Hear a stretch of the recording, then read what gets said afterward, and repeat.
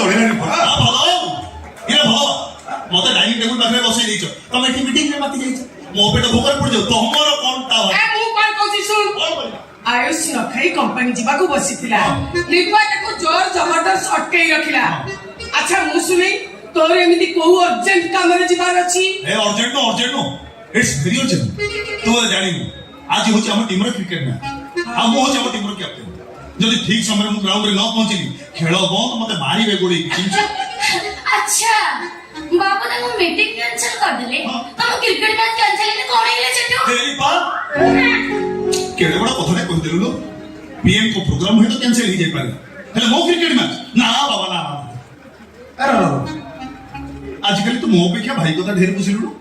भाई कथा बुझिया पे तो बकरे समय अछि हेले मो कथा बुझिया पे तो बकरे समय काहे कि ना से हेले बड़े बाबू तमे हेलो कुन्नी बाबू सेति में तम डोटी का मता को बेसी भलो पाए ना ना बाबू बोल कहली ए नहीं माने मु कोन कहछि नाही माने मु सीधा कहला ठीक कहला तू तो या कहबा कोन तू कटा कहबी सी जहा कह छाड़े समत तो पटिया कर ଗୋଟେ प्लान चलेनु दिन आसु एमिति पाने देबी अखा गुथबु गुण गाउ तो खा तो पखे खाऊ ए जाय वाला हलानी ए पर्यंत किछि केई खाइ न चल खाइबो चल मो खा मो पके खाऊ तुम खाइबा तुम रखो मोर समय हिलै मो भाई मत टंका देलो मो पड़ी अरे काली प्रदूषण काली दिलु भाई तो एडा बड़ा कथा कहि गइलु मत काली देइलु काली कथा आजु पचर केत तो तुझे बाजी खर्च करबो बोल ए कोन हे तोर अरे मु बाजी मु बाजी खर्च ये मु बाजी खर्च ए सेति के अभिनय कर आ बड़ा भाई संगे केमिति कथा बार्ता करे जाय आज जाय तो सिक्की परिलुनी अरे नीचे रोजगार करूनु नीचे कंपनी कथा बुझा बुझी करूनु मु कोन कंपनी कथा बुझंदी ना कोन ये तो धरवा कथा बार्ता काहे के बुझुनी करी भाई का खराब हां सेहि पे मु कंपनी कथा मुंड हेले जोदन एटा का कंपनी कथा बुझी होय तो नहीं कंपनी रखु करो फुल स्कूल कर बाबू बाबू थाओ पुलिस तलवारी बात दरकार नहीं कि कंपनी कथा बुझिबा दरकार नहीं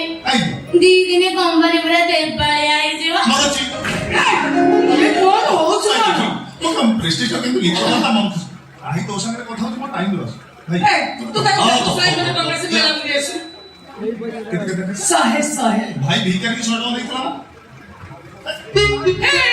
ये कोन करू कोन तू सब नहीं गले पर कंट्रोल कर मु कहछि चुपचाप भाई टका फेरे जा अरमान अरे भाई रो सब टका नै चली गेलु जे मां नौ से मु जानि से केबे खरा बाटे खर्च करिबो हां ना कोनी बाबा मत बहुत भलो कि तू एमिति अଯଥାରେ ଟଙ୍କା ଖର୍ଚ୍ଚ କରିବାଟା ଜମା ଭଲ ନୁହେଁ ଏବେ मजा